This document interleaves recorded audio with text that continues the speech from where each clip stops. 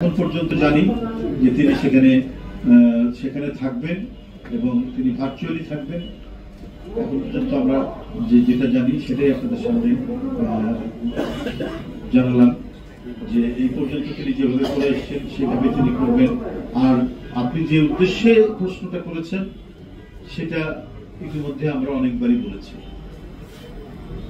সুতরাং এইটা আপনারা নিশ্চিত থাকেন, যখন ওনার ফিরে আসা ঠিক সেই সময় তিনি ফিরে আসবেন। তিনি জনগণের নেতা, জনগণের সুখ দুঃখ এবং সংকটে তিনি তাদের পাশে থেকেছেন, ঠিক সময় আসবেন।